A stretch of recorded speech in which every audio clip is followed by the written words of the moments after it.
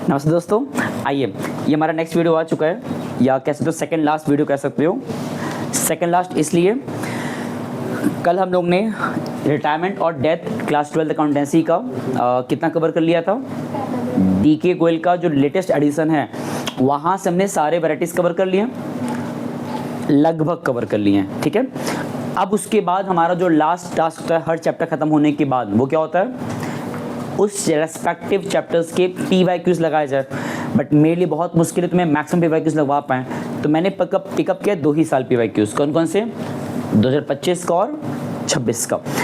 25 का PYQ आज कर लिया जाएगा और 26 का कल किया जाएगा। और इसके अलावा भी PYQs और लगाना चाहिए, 24 का, 23 का, कंपार्टमेंट जो पेपर होता है पेपर्स, वो भी लगाना चाहिए। तो सब तो लगवाना थोड़ा मुश्किल है, बट कोशिश करेंगे। अभी तो फिलहाल 2 लगा के इसको बस हम वाइंड अप करेंगे। 2 भी क्यों, ये मैंने बताया पहले भी है, दोबारा कह दे रहे हैं। इतना पढ़ने के बाद, आज 17th है क्लास, तो 16 क्लास तक 116 तक पढ़ने के बाद, 1 से लेकर 16 तक पढ़ने के बाद जितना हमने पढ़ा है वो इनफ है कि नहीं है, वो तो हम जानते ही इनफ है। बट तुम्हें इस बात का एक्नॉलेजमेंट या वेरिफिकेशन कब मिलता है, जब तुम डायरेक्टली उन क्वेश्चंस को देख लो जो बोर्ड में आया हुआ है। तो यहाँ जो मैंने लिख के रखा है PYQ 25 का कोड लिखा है, और ये ध्यान देना कोड में देखो, ये जो लिखा है एंडिंग में 3, पता है 3 क्या रिप्रेजेंट करता है? सेट 3। तो कोई दिक्कत नहीं है, मैंने हर बार देखा है ऑल 3 सेट में मोर देन 80% क्वेश्चन सेम होते हैं, सिर्फ सीक्वेंसिंग बदलता है। और जो अलग भी होते हैं ना, तो वहाँ पे नॉर्मली देखा गया नंबर, डिजिट या फिर नाम पता ही बदलता है, बाकी बहुत ज़्यादा कॉम्प्लिकेट नहीं करता कि एकदम आउट ऑफ बॉक्स कर दे। तो ले देखे तीनों सेट सिर्फ नाम का होता है, पेपर पैटर्न तीनों का ऑलमोस्ट एक बराबर होता है। तो कोई भी एक सेट लगाओगे वो भी इनफ है। मैं 3 सा पिकअप किया है, डजंट मैटर तुम पहला पिकअप करो सेकंड पिकअप करो, it's all up to you.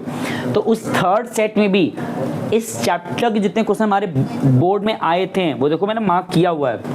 ये देखो क्वेश्चन 14 आया था इस चैप्टर से, और 40 में और लगा था। तो हम लोग दोनों सॉल्व करेंगे, 14 का A 14 का B।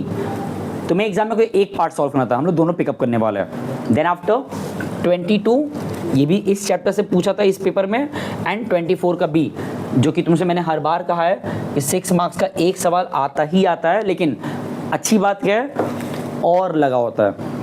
ये और B मतलब क्या होता है, इसका A पार्ट भी रहा होगा, और वो एडमिशन का था। रेयरली होगा ऐसे जहाँ तुमको 6 मार्क्स का रिटायरमेंट का बिना और के दे, वो ऑलवेज एडमिशन और रिटायरमेंट के बीच में कंपैरिजन कर देता है, क्योंकि दोनों ऑलमोस्ट सेम ही थे। मैंने बार बार कहा है मोर देन 90% सेम होता है। तो वहाँ पे और लगा के एक में एडमिशन कर देगा, एक में रिटायरमेंट कर देगा। बच्चे का जहाँ कमांड है या जो क्वेश्चन पूछा है जिस पे तुम्हारा ज़्यादा कॉन्फिडेंट है करने के लेवल पे, उसे पिकअप कर लो। तो हम लोग दोनों सीखने वाले हैं। अब देखो मैंने क्वेश्चन लिख के रखा है थोड़ा सा तुम्हारे लिए टाइम बचाने के लिए। 14 का A या 14 का B जो पिकअप करो, ये 1 मार्क्स का, और टोटलिंग कर लो। 1 मार्क्स का यहाँ, 4 मार्क्स का यहाँ, 6 मार्क्स का यहाँ, कितना हो गया? 11 मार्क्स का इस चैप्टर से है। वो भी तब है इस चैप्टर से 11 मार्क्स का जब एक बच्चा 24 के B वाले पार्ट को पिकअप करे। अगर उस बच्चे ने 24 का A वाला पार्ट पिकअप कर लिया, जो किस चैप्टर का था, एडमिशन का था ना, तो इसका मतलब वो तो चला गया, उसने पिकअप नहीं किया, तो ले दे के वो कितने मार्क्स पढ़ा सिर्फ उस चैप्टर के लिए? 5 नंबर। तो देख सकते हो कि इतना चैप्टर पढ़ लिए सिर्फ 5 नंबर के लिए, ऐसा भी नहीं है। जो तुमने अप्रोच यहाँ पढ़ा है रिटायरमेंट डेथ का, वो तो सेम था ना NPSR में या एडमिशन में, तो कुछ वेस्ट नहीं हुआ है। कितने प्रपोर्शन का आ रहा है इससे कोई फर्क नहीं पड़ता, तुम्हारा किसे फोकस होना चाहिए सिर्फ क्वेश्चंस की वैरायटीज पे। तो अब देखो मैंने 14 का A एंड 14 का B लिख के रखा है, पढ़ो क्या लिखा है। 3 पार्टनर्स है, इसमें फुल फॉर्म दिया था, मतलब फुल नेम था, मैंने शॉर्ट फॉर्म लिख दिया शॉर्ट टाइम बचाने के लिए, या स्पेस क्या ही वेस्ट करें हम, बस नाम सुन लो क्या था, बाकी नाम से मतलब नहीं है। I से ईशान, J से जतिन एंड K से कपिल। तो ईशान, जतिन एंड कपिल 3 पार्टनर्स, उसको मैंने IJK लिखा है शॉर्ट में अपने लिए। ये सवाल है 1 नंबर का, अब 3 नंबर में आए या 1 नंबर में आए, हम तुमको सिखाएंगे प्रॉपर्ली सॉल्व करना, ताकि तुम्हें प्रोसेस याद रहे। बाकी एग्जाम में 1 मार्क्स का अगर है तो जितना शॉर्ट में करने का दिमाग रखे हो लगा लिया करो टाइम बचाने के लिए। तो क्या दिया है, 3 पार्टनर्स ईशान, जतिन, कपिल, रेशो दिया है 541 नॉर्मली दिया है। सेकेंड पार्टनर जतिन रिटायर किया है, और उस जतिन के शेयर को क्वेश्चन में लिखा है, मैंने पढ़ा नहीं है बस बता रहे हैं, जिसमें कि जतिन के शेयर को I और K, ईशान और कपिल, इन दोनों ने टेकन क्या होता है, एक्वायर करना। उन्होंने जतिन के शेयर को इक्वली एक्वायर किया है। ये 1:1 लिखा था क्वेश्चन में, वहाँ पे 1:1 की जगह कुछ और भी कह सकता था, कोई दिक्कत नहीं है। तो ये बताओ यहाँ पे पहले जतिन का शेयर है कितना, 4/10। तो बेसिकली जतिन अपने इस 4/10 वाले शेयर को रिमेनिंग पार्टनर्स को दे के जा रहा है इन द इक्वल प्रपोर्शन। तो तुम्हें पता लगाना पड़ेगा पहले कि जतिन के शेयर का, जतिन के 4/10 वाले शेयर का 2 हिस्सा इक्वल कितना आता है। तो यहाँ तुम्हें देखना पड़ेगा इस तरीके से कि जतिन के शेयर का कितना हिस्सा एक्वायर हो रहा है बाय ईशान, अगेन जतिन के शेयर का कितना हिस्सा एक्वायर हो रहा है बाय कपिल। तो ये कैसे पता लगाओगे, सिंपल है, जितना जतिन का शेयर था 4/10, अपने शेयर का जतिन 1/2 किसको दे रहा है, ईशान को, जो कितना आता सॉल्व करने पाता है। ये 2 से कट गया, ये भी कट गया, 1/5। सिंप्लीफाई कर लो या ना करो तुम्हारी मर्जी, बट इट्स बेटर सिंप्लीफाई कर लो अगर हो रहा है तो। यहाँ भी 4/10 का मतलब जतिन के शेयर का 1/2, हाँ सेम ही आएगा बिकॉज इक्वल तो सेम आता है। तो ये भी सॉल्व किए, इतनी आएगा। तो ये एक्चुअली क्या मिला, ये वो फिगर है जितना कि वो लोग पाने वाले हैं। कौन लोग, रिमेनिंग पार्टनर जतिन के शेयर का। तो अब ऑब्वियस सी बात है, अगर इतना पाया ईशान, इतना पाया कपिल, तो उतना मिल जाने के बाद उन दोनों रिमेनिंग पार्टनर शेयर हो कितना गया। तो यहाँ पे तुम्हें निकालना क्या, न्यू शेयर, किसका किसका, क्योंकि अगर तुम्हें न्यू रेशो निकालना है रिमेनिंग पार्टनर्स का तो तुम्हें उसके पहले उनका न्यू शेयर निकालना पड़ता है, न्यू रेशो निकालने से पहले।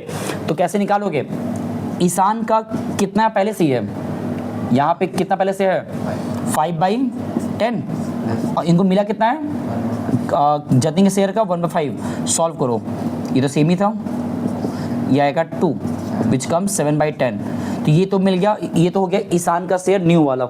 सिमिलरली पता लगाओ कपिल का भी, कितना कपिल का पहले से ही है 1/10, और इन्हें कितना मिला है जतिन, भाई ऐसे डराओगे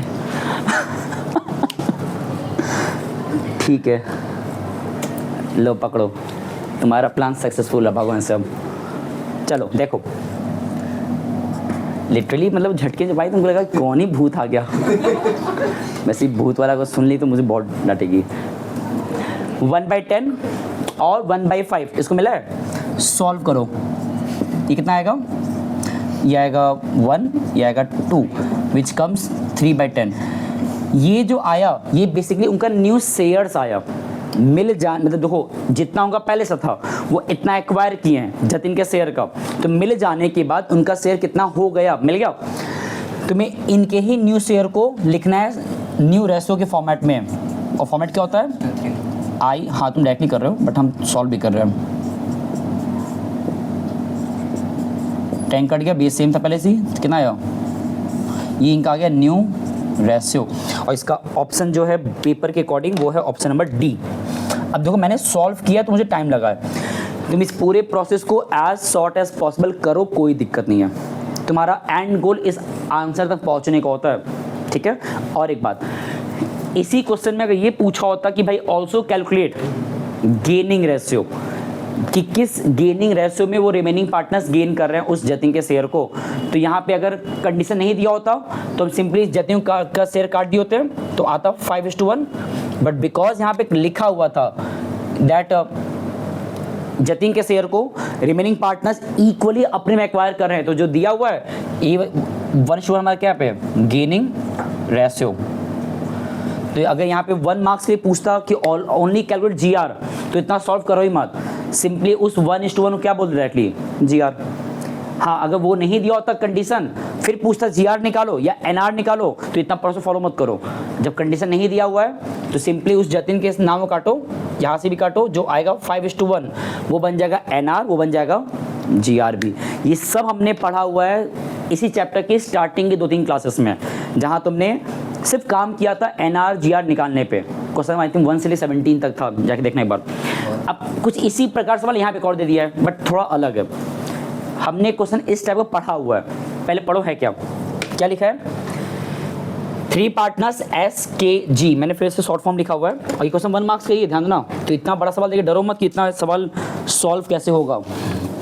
ये क्वेश्चन 1 मार्क्स का ही है, तो कैसे शॉर्ट में करोगे बता सकते हैं, बट इट्स बेटर प्रोसेस समझो। नाम क्या है पार्टनर्स का? Sakshi, Kaira and Gunjan. It's better नाम लेते हैं SKG। तो उनका ओल्ड रेशो दिया है, सेकेंड पार्टनर के रिटायर हुई है, आफ्टर ऑल द एडजस्टमेंट के को कितना मिलना है पैसा वो बना बनाया दे दिया है, दैट वाज 5 लाख। मतलब उसमें एक तरह से पूरा फॉर्मेलिटी जो पहले से करके बैठा हुआ है, बस 5 लाख देना है के को, इतना बता दिया ऑफिशियली। बाद में कह रहा है वो 5 लाख के को मिलना भी कैसे है, इन 2 ईयर्स में, 2 साल में देना है, मतलब 2 इंस्टॉलमेंट में देना है। अगर 5 लाख है तो इसका 2 इंस्टॉलमेंट कितना आएगा? 250। चलो उसे याद रखना। और विथ इंटरेस्ट कितना? 10%।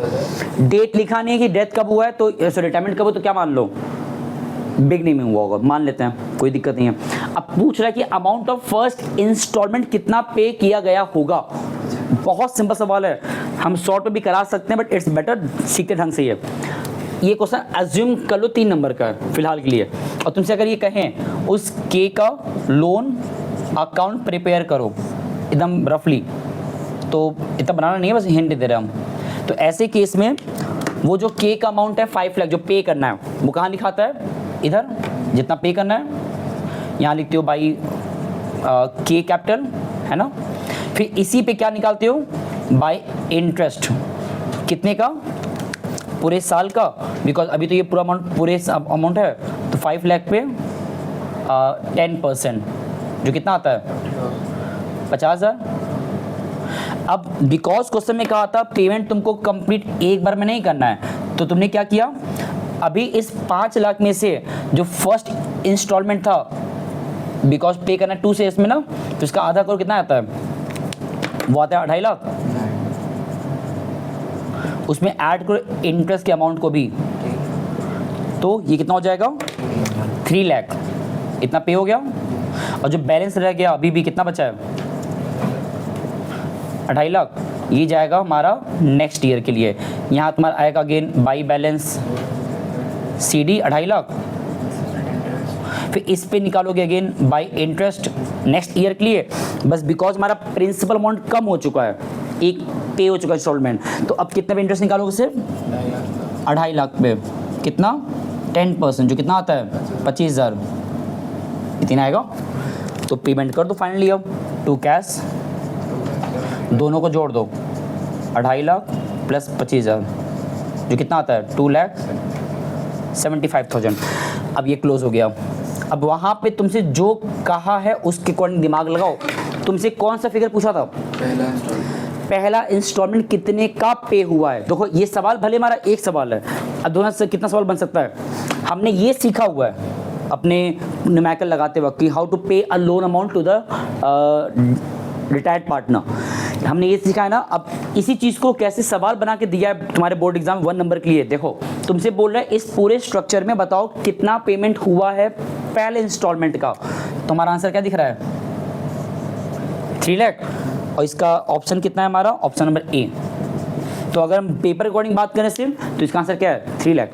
तुम ये डायरेक्टली पहुंच सकते थे, पता है कैसे? कुछ समय कहा था 2 साल का पेमेंट करना है, तो इसका आधा करो, आएगा 2.5 लाख।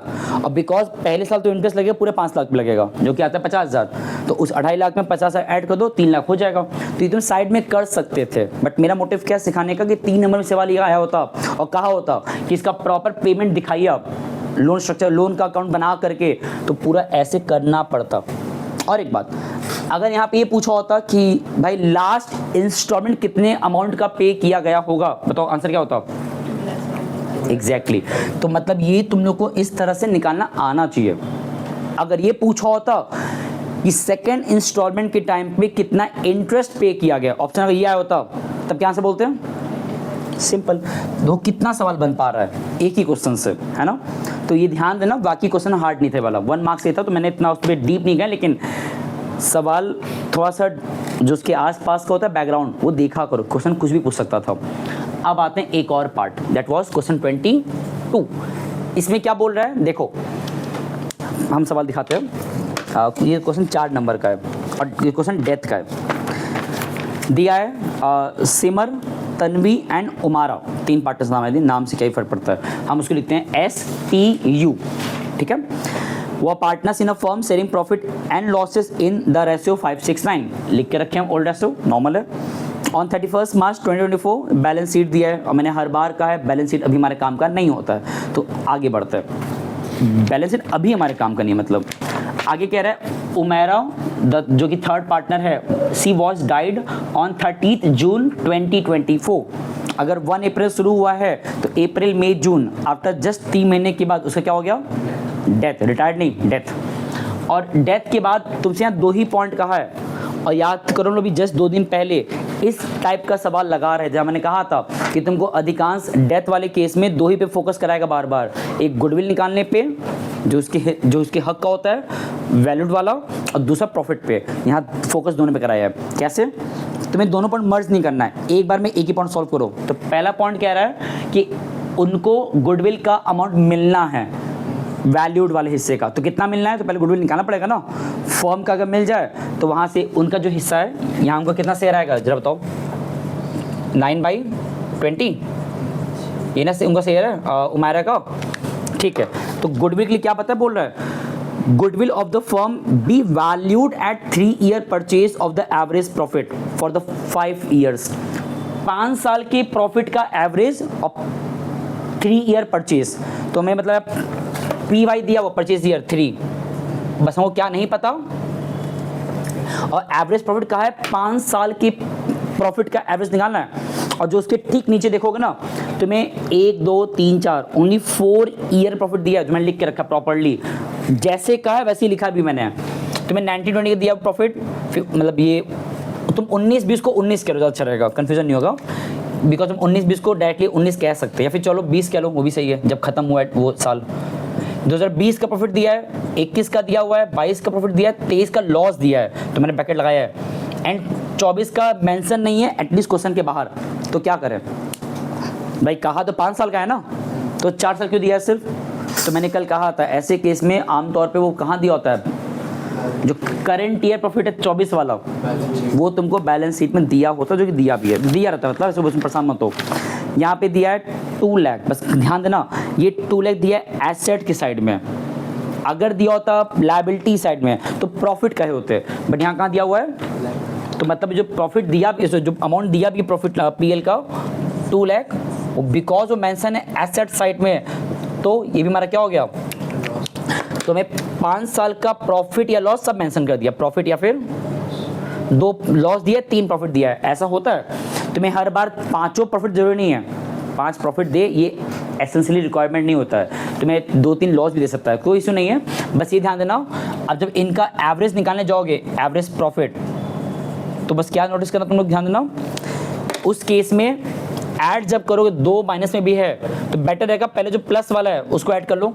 तो देखो 3 लाख, 4 लाख, 7 लाख और 2.5 लाख, कितना जगह 9,50,000 माइनस 310 माइनस 2 लाख, ये हमारा आ रहा है 4,40,000।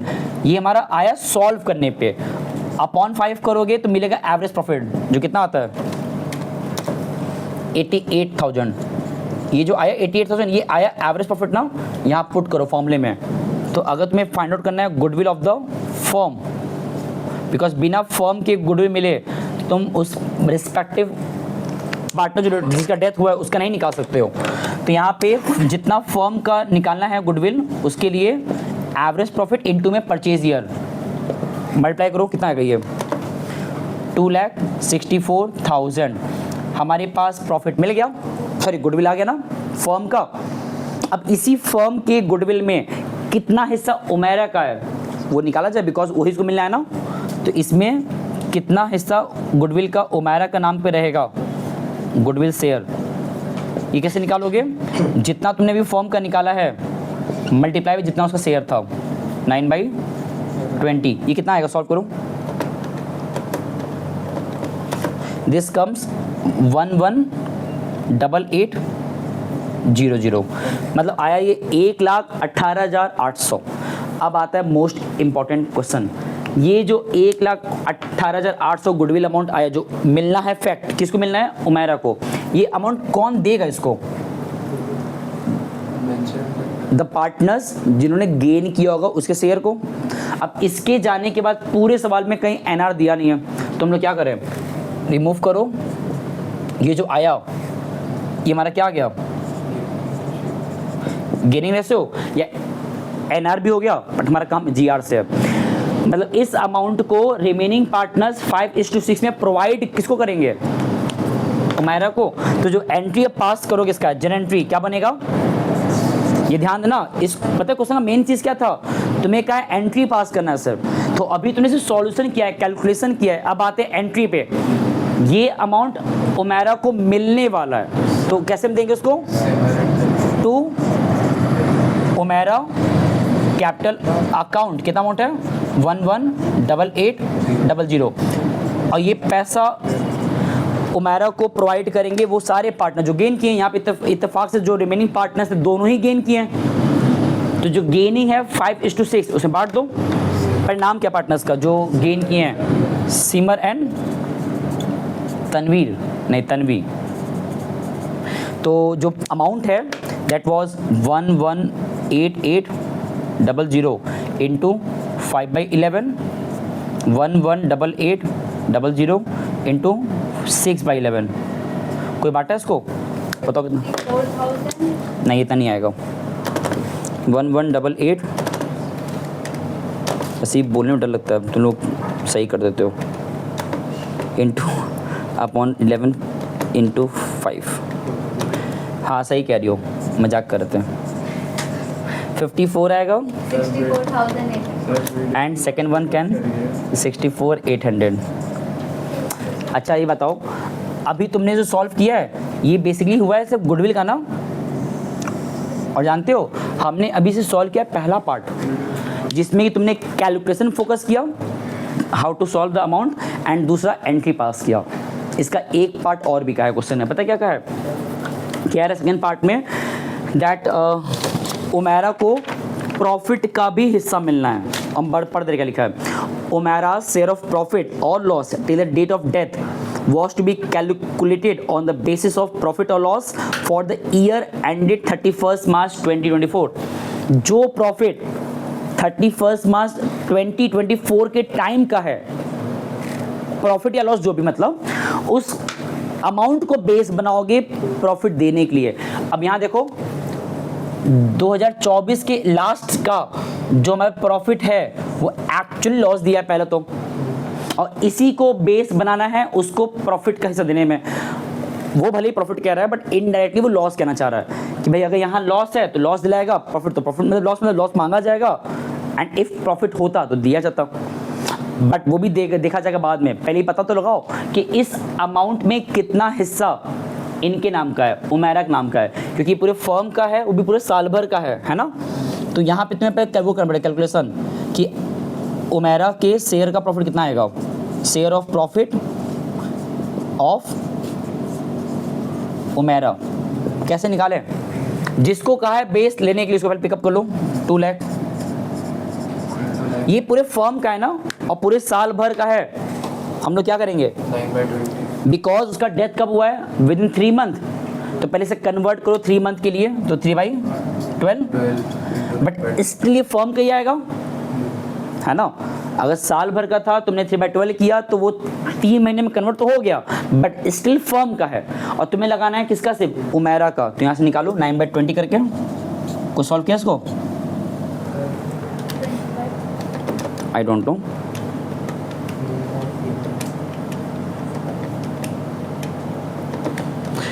ये आ रहा है 22,500, ठीक है। ये वो अमाउंट है जो कि अगर प्रॉफिट होता, यहाँ तो लॉस है, अगर प्रॉफिट होता तो ओमेरा को दिया गया होता, दिया जाता, बट बिकॉज ये लॉस है तुम क्या करेंगे, देखो यहाँ पे तुम्हें एंट्री पास करना है इस क्वेश्चन में ना। ठीक है, बताओ ये जो अमाउंट आया 22,500 ये क्या है, प्रॉफिट है कि लॉस है, लॉस। अगर प्रॉफिट होता तो एंट्री कैसे बनाते हैं, ये अमाउंट हम देते हैं ओमेरा को उनको क्रेडिट करके, बट बिकॉज यहाँ पे लॉस था तो उनका जो नाम है कहाँ लिखाएगा, यहाँ ध्यान दो, तो कैसे लिखेंगे उसका, ओमेरास कैपिटल अकाउंट डेबिटेड 22,500। अब नीचे क्या लिखे हम लोग, नीचे आएगा कंडीशन होता है, या तो आएगा पीएल सस्पेंस या रिमेनिंग पार्टनर्स नाम। बिकॉज हमारे इस पूरे क्वेश्चन में कहीं भी एनआर था, हम क्या लाएंगे यहाँ पे? सस्पेंस। Exactly, PL suspense. कितना अमाउंट है? देखो यही एंट्री तुम्हारा बनता है नॉर्मली ऐसे, पीएल सस्पेंस ऊपर लिखा आता है, नीचे होता है रिटायर्ड पार्टनर डेथ पार्टनर नाम होता है, सॉरी। लेकिन अब प्रॉब्लम ये है कि यहाँ पे लॉस था, तुमने एंट्री को फ्लिप कर दिया। कैसे? उस लॉस की वजह से पैसा मांगा गया उनसे और नीचे आया टू पीएल सस्पेंस। और पीएल सस्पेंस ही क्यों आया, क्यों पार्टनर नाम नहीं आया? बिकॉज हमारे क्वेश्चन में न्यू रेशो नहीं दिया था। अब ये जो दो सवाल मैंने पिकअप किया, 14 का ए, 14 का बी एंड क्वेश्चन 22, ये हमारा बेसिकली 1 मार्क्स और 4 मार्क्स का था। अभी हमारा एक सवाल है 6 मार्क्स का, वो आई थिंक हो जाएगा, बट पहले इतना लिखो इसको पहले।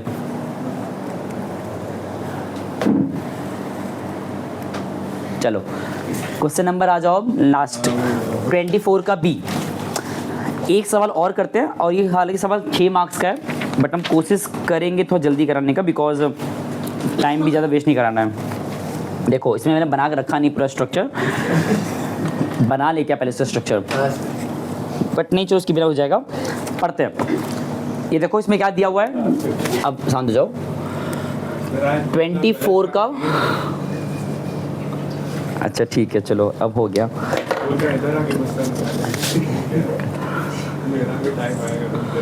24 का बी, यहाँ ध्यान दो, 3 पार्टनर्स हैं, रूपल, सानू एंड त्रिशा। रेशो दिया है 4:3:1, ओल्ड रेशियो है ना। अब बात नहीं करूँ, ये ध्यान देना, इसमें 3 पार्टनर्स है, मैंने शॉर्ट में लिखा है RST। अब बैलेंस शीट दिया है मैंने हर बार का, इसको रोक दो, कोई अभी काम का नहीं है, डायरेक्ट नीचे पे आ जाओ। The third partner that was Trisha, she was being retired from the partnership firm and retirement के टाइम पे कुछ आगे नहीं लिखा है, सिंपली कह रहा है she was being retired on 1 April, that's it, on the following terms. तो नीचे कंटेंट दिया है, 5 ही पॉइंट दिया है। याद करो हम लोग कितने पॉइंट लगाए थे ना क्वेश्चन में ना, 5 पॉइंट, 5 पे काम करना है, काम खत्म। तो पढ़ो एक एक करके, हम रीड कर रहे हैं। पहला पॉइंट कह रहा है Trisha share of profit was entirely taken by सानू। ये पता है क्या बोलना चाह रहा है? जो यहाँ पे त्रिशा का शेयर है, कितना तो शेयर है? 1/8। इस 1/8 को कौन ले जा रहा है? ये सेकेंड पार्टनर। मतलब यहाँ पे तुम्हें एक वो दे दिया, गेनिंग कॉन्टेक्स्ट, दैट यहाँ पे आर से कोई मतलब नहीं है, त्रिशा अपना सारा शेयर एस को ही देके जा रही है। ऐसा भी होता है, यहाँ तो मान लो इक्वल बी का था ना, जो मैंने मिटा दिया है। यहाँ पे कंडीशन क्या है कि त्रिशा ने अपना शेयर, सारा शेयर कंप्लीटली हैंड ओवर किया है एस को। तो जो भी एस का शेयर पहले से था, दैट वाज 3/8, इनको कंप्लीट मिल गया त्रिशा का शेयर 1/8। तो कितना का शेयर हो गया? ऐड करो, विच कम्स 4/8।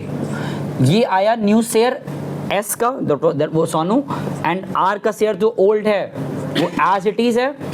क्या यहाँ से हम अगर न्यू रेशो निकालना चाहें, बात नहीं करूँ, इस बार वो गलती मत करना, यहाँ टी काट दें तो आएगा 4:3, वो मत कर देना।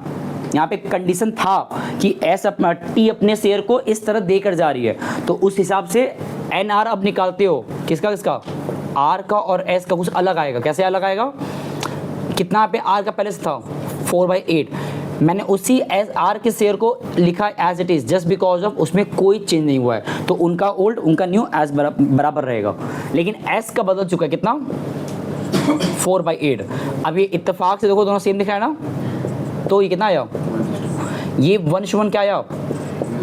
मतलब एक तरीके से त्रिशा के शेयर देने के बाद और एस का शेयर बढ़ जाने के बाद और आर का एज इट इज रहने के बाद जो न्यू शेयर बन कर आया वो कितना आया? 1:1। और यहाँ पे गेनिंग रेशियो नहीं बनने वाला, क्यों? क्योंकि एक ही पार्टनर अकेला गेन कर रहा है 100%। तो जब जो तुम कहीं लिखोगे गेनिंग पार्टनर का नाम, तो वहाँ पे सोनली उस एस का ही नाम आएगा, सिर्फ सानू का, आर का नहीं आने वाला। तो यहाँ मैंने सिर्फ क्या किया है, पहले पॉइंट पे काम किया है। जो हमारे क्वेश्चन का पहला पॉइंट था, सिर्फ फोकस किया अभी फिलहाल सिर्फ पहले पॉइंट पे। अब पढ़ते हैं सेकंड पॉइंट पे। लिखा है fix assets were found to be undervalued by 240, stock to be revalued at 2 lakh. तो ये जो दो बातें कह रहा है सेकंड थर्ड पॉइंट, किसका बात कह रहा है? तो नीचे लिखा भी है कि prepare revaluation account and partners capital account. तो ऑब्वियस सी बात है, यहाँ पे फिक्स एसेट्स की बात कर रहा है चेंजेस का, स्टॉक की बात कर रहा है चेंजेस का, तो ये सब का हम दिखाते हैं रीवैल्यूएशन के लेजर में। बस ये ध्यान देना कि जब बनाओगे रीवैल्यूएशन का फॉर्मेट तो क्या ध्यान देना, इसमें तुम्हें बहुत ज़्यादा कुछ नहीं लिखना रहेगा और एंट्री मत बना देना, बिकॉज यहाँ पे किसकी बात कह रहा है, लेजर का। तो इसमें फिक्स एसेट्स लिखा है अंडर वैल्यूड बाय BY। तो याद करो जब बाय दिया होता है तो क्या कोई मतलब ऊपर जाके देखने का मतलब है, बाय का मतलब क्या होता है, तुम्हें डायरेक्टली चेंज अमाउंट दे ही दिया है, तो जितने चेंज दिया है 240 वो लाना पड़ेगा। बस एक बात पूछना है, व्हाट इज अंडर वैल्यूड। अगर हमने एक एसेट्स को अंडर वैल्यूड दिखा दिया था बाय मिस्टेक पास्ट में, उसे करेक्ट करने के लिए हम क्या करेंगे, बढ़ाएंगे। और यहाँ किसके बढ़ाने की बात कर रहा है, एसेट्स। तो एसेट्स को बढ़ाने की बात कह रहा है तो कहाँ लिखाएगा, तो बाई फिक्स एसेट्स। और बिकॉज बाई दिया हुआ है, बाई लिखा था ना, तो वहाँ जो चेंज अमाउंट है सीधा दे दिया है 240, हो गया। स्टॉक कह रहा है it was to be valued at 2 lakh. तो अब यहाँ तुम्हें कंपेयर करना पड़ेगा कि पहले कितना था अब कितना हो गया। तो यहाँ 2 लाख हो चुका है, ऊपर था बैलेंस शीट में 2,80,000, घटा कि बढ़ा, 280 था 2 लाख हो गया, घट गया कितने से, और एसेट्स घटा है तो कहाँ पे आएगा, तो 2 स्टॉक कितने से हो गया। तो 2 ही फिगर था, तीसरा देखो पहला फिगर था NR को लेके, वो तुम सॉल्व कर चुके हो। सेकंड पॉइंट, थर्ड पॉइंट हमारा रिवर्सन को लेकर था, वो पढ़ लिया मैंने। जो चौथा पॉइंट है इसमें लिखा है goodwill of the firm valued at 8 lakh. तो मतलब यहाँ पे फर्म के बात किया गुडविल का, जो इसमें नहीं आता। पांचवा पॉइंट कह रहा है एडजस्टमेंट का कैपिटल को लेकर के, तो भी इसमें नहीं आता है। मतलब ये देखिए हमारा जो कंटेंट था रीवैल्यूएशन का खत्म हो गया, तो यहाँ उसको बैलेंस कर लो। 240 और 80 कम कहाँ दिख रहा है, इधर, और यहाँ किस क्या बोलते हैं लोग, प्रॉफिट। और ये कहाँ बटेगा, बिटवीन ऑल द 3 पार्टनर्स, है ना। पार्टनर्स नाम क्या क्या है, R, S और T। जो बैलेंस है यहाँ पे अगर बैलेंस निकालते हो कितना आ रहा है, 240, 80, आई थिंक बैलेंस आ रहा है 160। इसको तुम्हें बांटना पड़ेगा 4, 3 और 1 इन द ओल्ड रेशियो, है ना। जरा बांटो कितना आएगा बताओ, 80 एंड 20, ठीक है। ये हमारा कंप्लीट हो गया। इतना बनाओगे ना तुम्हारा नियर अबाउट आउट ऑफ 6 2 से 3 नंबर मिल जाएगा स्टेप मार्किंग के बिहाफ पे। बट अब आता हमारा मेन हिस्सा। तुमसे कहा था क्वेश्चन में prepare partners capital account also. Death नहीं है कि तुमसे बनाओगे उस डेथ वाले पार्टनर, यहाँ पे रिटायरमेंट है तो तुम्हें सबका बनाना पड़ेगा पार्टनर्स कैपिटल। तो बिकॉज हमारे क्वेश्चन में 3 पार्टनर्स है ना, तो फ्रेम करो ऑल 3 का नाम। अब हम पहले से बना के रखे नहीं है तो स्ट्रेट बनेगा कि नहीं पता नहीं, जाने दो बाद में। अब टेढ़ा क्या है ना, चलो ठीक है।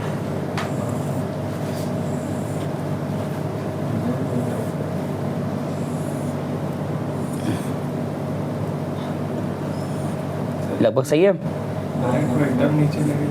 हाँ तो मिटा दे रहे ना, क्यों परेशान हो रहे हो। चलो इतना फोकस से लगाओ पढ़ाई में, यहाँ नहीं। चलो हम ये कह रहे हैं 3 पार्टनर्स हमारे थे ना, नाम क्या उनका, R, S, T। R, S and T हमारा क्या बन गया, पार्टनर्स कैपिटल अकाउंट। चीज़ें नहीं बदलने वाला, जो हमने प्रोसेस याद किया है एडमिशन टाइम पे, रिटायरमेंट टाइम पे, डेथ टाइम पे, सब यहाँ वही रहेगा। जैसे यहाँ तुम्हारा क्या क्या आता है, पहला पार्टनर्स का बैलेंस BD, दूसरा रिवैल्यूएशन का प्रॉफिट लॉस, तीसरा बैलेंस शीट में जो होता है अपीयर्ड लायबिलिटी एसेट्स में रिजर्व सरप्लस प्रॉफिट लॉस वो आता है, एंड चौथा उस रिटायर्ड पार्टनर का जो भी गुडविल का ट्रीटमेंट है उसके वैल्यू गुडविल का वो यहाँ लाते हो। ये 4 मेनली आते हैं। तो चलो एक एक करके पुट करते हैं, खोजते हैं। पहला बैलेंस, ये कहाँ मिलता है, बैलेंस शीट के लायबिलिटी में, यहाँ दिया हुआ मैं बता देता हूँ। तो वो में दिया रूपल, मतलब R का दिया हुआ है 8 लाख, यहाँ पे आएगा ना बैलेंस, तो बाई बैलेंस BD कितना आता है 8 लाख, 6 लाख, यहाँ ध्यान दो, एंड 2 लाख। रखो उसको। ये हमारा एक तो हो गया। दूसरा आता है रिवर्सन प्रॉफिट लॉस, बिकॉज यहाँ प्रॉफिट दिख रहा था ना, जो कि यहाँ डेबिट साइड में ना, ये पहुंचेगा अपोजिट साइड क्रेडिट साइड में, और इसका एंट्री क्या हो जाएगा बाई रीवैल्यूएशन प्रॉफिट। और है कितना 80, ये ध्यान देना, ऊपर 8 लाख लिखा है, नीचे 80,000 लिखा हुआ है, 60 एंड 20, दो भी हो गया। अब तीसरा हमें खोजना पड़ेगा क्या बैलेंस शीट में रिजर्व सरप्लस अपीयर दिया है, हाँ है ना, दिखाते हैं। मुझे लायबिलिटी में एक ही दिख रहा है जनरल रिजर्व, और जो कहाँ आता है इधर आएगा बाई जनरल रिजर्व। रिजर्व का जो अमाउंट है सुन लो कितना दिया हुआ है, वो दिया है 3,20,000, और तुमको इसको बांटना है in the old ratio that was 4:3:1। जरा बांटो, बताओ कितना आ रहा है। 4:3:1 बांटो 3,20,000 को, कितना आता है 160। आगे 1,20,000। ठीक है, एंड नेक्स्ट 40। ओके, और भी कोई रिजर्व सरप्लस है नहीं, बैलेंस शीट में इतना ही था। तुम्हारा 3 काम तो हो गया। अब बचा क्या, उस रिटायर्ड पार्टनर के गुडविल का ट्रीटमेंट। और तुम्हें क्वेश्चन में जो मैंने स्किप किया था 4th पॉइंट, जहाँ फॉर्म गुडविल दिया था, अब वो हेल्प करेगा उस रिटायर्ड पार्टनर के गुडविल को निकलवाने में। ये बताओ, जो यहाँ पार्टनर जा रहा है उसको गुडविल निकालने के लिए हमारे पास फॉर्म का दे दिया है, दिया कितना है 8 लाख।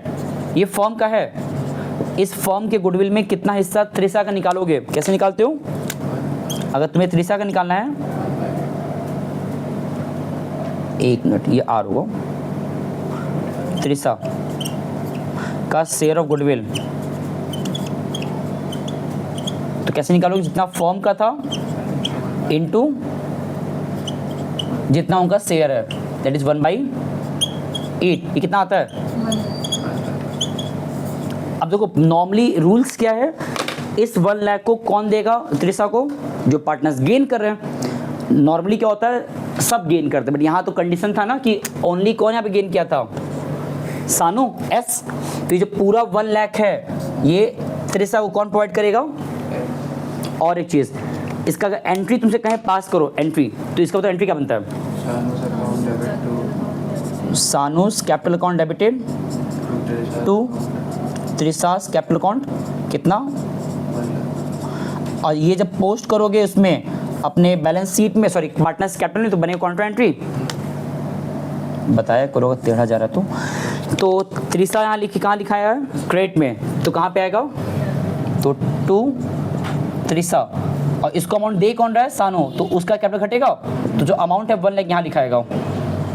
और यहाँ सानो डेबिट में है, यहाँ कहाँ पे आएंगे, वो क्रेडिट में आएंगे। और ये दे किसको रहे, त्रिशा को, उससे कैपिटल बढ़ेगा 1 लाख। ये हमारा कॉन्ट्रेंट बन गया इसका, चाहो तो अपने लिए याद रखने यहाँ लिख लिया करो, ये हमारा कॉन्ट्रेंट ही बना है। तो हमने ये भी कर लिया, अब बचा क्या, कुछ नहीं, फाइनलाइज करो बस इसको। इस पूरे को क्लोजअप कैसे करोगे, अब बैलेंस निकाल के। सबसे पहले जो पार्टनर जा रहा है उसका करो, कैसे, बिकॉज यहाँ टी जा रही है त्रिशा मतलब, तो उनके जो भी अमाउंट है उसको ट्रांसफ़र करो लोन अकाउंट में। तो जड़ निकालो, कितना आएगा, 2 लाख 20 40 60 3 लाख, 3,60,000 आएगा, कितना आएगा। ये तो आ गया त्रिशा का सिंपल। इसी तरह इनका भी निकाल लो, रिमेनिंग पार्टनर्स का भी, बट इनका तुम लिखोगे बैलेंस CD, ये वर्ड लिखना भूलना मत, तो इनका वर्ड अलग रहेगा, बैलेंस CD। सॉल्व करो, बता कितना आ रहा है इन लोग का, कितना आ रहा है, एस का 86 नहीं 8 लाख 9 लाख 10 लाख 40,000 आ रहा है, अच्छा सॉरी। और इसका कितना आ रहा है, एस का 6 लाख 7 लाख 7,80,000 माइनस 1 6,80,000 आएगा। वेरीफाई कर लो, सर वो 6 लाख 60,000 है, अलग अलग है, मैंने इसलिए स्टार्टिंग में कहा था वो 0 1 में, ठीक है ना। ओके, अब ये पता है मेरा क्वेश्चन खत्म हो चुका है, बट बिकॉज हमारे क्वेश्चन में एक एक्स्ट्रा बात जानबूझ से जोड़ा था, हम पहले पढ़ते हैं फिर बताते हैं। इसमें जो 5वां पॉइंट था जो मैंने स्किप किया था, पता है क्या लिखा था? The total capital of the new firm should be fixed at 16 lakh. Remaining partners का जरा कैपिटल ऐड करो, दोनों जोड़ोगे ना, ये तुम्हारा लमसम आ रहा है 17,20,000 एग्जैक्टली आ रहा है। और उसमें कितना कह रहा है रखने के लिए? 16 लाख। तो ये तो मैच नहीं किया। और क्या कह रहा है? Which was to be adjusted according to the new PSR। यहाँ पे कितना न्यू आर था? 1:1। तुम्हें कहाँ से इक्वल दिख रहा है 1:1? तो मतलब जो दो कंडीशन था कि इनका बैलेंस कैपिटल टोटलिटी में होना चाहिए 16 लाख, ना कि इनका जितना आने पे आ रहा है, और रेशो भी होना चाहिए इक्वल में कैपिटल का रेशो, जो कि यहाँ पे आ नहीं रहा। तो ये तुम्हें एडजस्टमेंट करना है ना, तुम्हारा काम बढ़ाया थोड़ा सा, तो वो काम तुम पहले कहाँ करोगे? अलग से नीचे करोगे। ठीक, तो मैंने इसलिए एक्स्ट्रा बढ़ाया था, दिमाग से काम करना होता है। सोच रहे क्या बोले, बोलना बेटा बाद में बोलना, अभी तो मुंह ही बंद करो। लिसन, कोई दिक्कत की बात नहीं है। अगर क्वेश्चन में नहीं कहा होता कंडीशन, तो यहाँ क्वेश्चन खत्म हो चुका है और सिंपल क्वेश्चन ही है। याद करो, क्वेश्चन 39 नंबर कराया था बुक से, वही सवाल है। एडजस्टमेंट जोड़ा है तो क्वेश्चन हार्ड नहीं किया है, हमें सिर्फ क्या करना है, इस एडजस्टमेंट वाले सेगमेंट को तुम नीचे दिखाओगे कैसे, पहले ट्रांसफर कर लो। तुम ये काम ऊपर भी कर सकते हो, बट वो चीज़ों को कॉम्प्लिकेट कर देता है, मिक्सअप कर देता है। बेटर क्या है, सेपरेटली करो। तो यहाँ पे जब नीचे लाओगे पहले, तो कितना है ये? By balance BD 10,40,000 and 6,80,000। कोई आया है क्या? 6,80,000 हो क्या? अब बिकॉज हमारे क्वेश्चन में कंडीशन था, कंडीशन क्या था? दैट R का और S का जो कंबाइंड कैपिटल क्वेश्चन में कहा है रखने के लिए, कितना कहा है कुछ बताओ? जो हमारा 5th पॉइंट था, क्या कह रहा है? इट शुड बी 16 लाख, और वो भी किस रेशियो में? इन द न्यू रेशियो जो मैंने निकाला हुआ है 1:1, जो कितना आता है सॉल्व करने पे आता है? मतलब एक्चुअली उन दोनों पार्टनर्स का कैपिटल 88 लाख होना चाहिए, R का और S का, जो फिलहाल अभी रैंडम कुछ भी आ गया था। तो ठीक है, जितना कहा है उतना लेकर आओ। तो कैसे लेकर आओगे? यहाँ लिखो 2 बैलेंस CD कितना 8 लाख, जितना क्वेश्चन में कहा है रखने के लिए 8 लाख, और इनसे मतलब नहीं है, 3 का काम ऊपर खत्म हो चुका है। कंपेयर कर लो, बिकॉज इसमें क्वेश्चन में लिखा है कि for this condition necessary cash was to be paid off और ब्रॉट इन। अगर ऐसा करते वक्त पैसा घटे बढ़ेगा, जो गैप आएगा उसको आप कैश के थ्रू बैलेंस करेंगे। तो जब देखो 10,40,000 इनका था, होना चाहिए 8 लाख, तो इनका पैसा एक्सेस है ना, तो ये पैसा लेके चले जाएंगे। तो कैसे लिखोगे इसको? टू कैश, दैट मीन्स ये पैसा एज अ विड्रॉ कर लेंगे, मतलब विड्रॉ कितना करेंगे? गैप बताओ। 2,40,000। इनका 680 है, 8 लाख हो जाना चाहिए, तो इनको पैसा और लाना पड़ेगा by cash account, which means पैसे इनको ब्रॉड करना पड़ेगा एज अ बैलेंसिंग फिगर। क्या बताओ कितना आ रहा है? 1 लाख। क्वेश्चन में कुछ नहीं कहा होता तो करंट अकाउंट लिख दिए होते हैं। यहाँ पे बाई S करंट अकाउंट, यहाँ पे 2R करंट अकाउंट। हम एक बार इसका आंसर वेरीफाई कर लें ताकि फिर इसको वाइंड अप करें। इसमें आंसर है क्वेश्चन 24 था नहीं, ये रहा 240, 120, 360। चलो सही है। देखो ये सब सवाल 6 मार्क्स में आया है, हम लोग इससे भी हार्ड लगाए हैं अपने बुक के अकॉर्डिंग। अगर देखोगे हम तुम्हें भी क्वेश्चन लगाए 25 का ना, सेम 6 मार्क्स सवाल पूछा है 26 के एग्जाम में भी PYQ में, वहाँ भी देखना लेवल ऑफ क्वेश्चंस कितना सिंपल दिया हुआ है। तो ये सब क्वेश्चन अगर आता है जो मैंने ऊपर लगवाया, अगर आता है तो इनफ है इस चैप्टर में, इसके बियॉन्ड कुछ नहीं, तुम्हें बहुत ज़्यादा एक्सेस पढ़ना है। बट इतना डैम श्योर है कि अगर इस चैप्टर कमांड चाहते हो तो 2 और 3 भी तुम्हारा कमांड होना चाहिए था। ठीक है, चलो जब कल मिलेंगे तो 26 का लगाएंगे PYQ, उसको ढंग से उतार लो। बाकी चलो नेक्स्ट क्लास जब मिलेंगे चीज़ों को और आगे ले चलेंगे। ठीक है ना, चलिए थैंक यू सो मच और नमस्ते। बहुत लंबा जा चुका है शायद ये ना।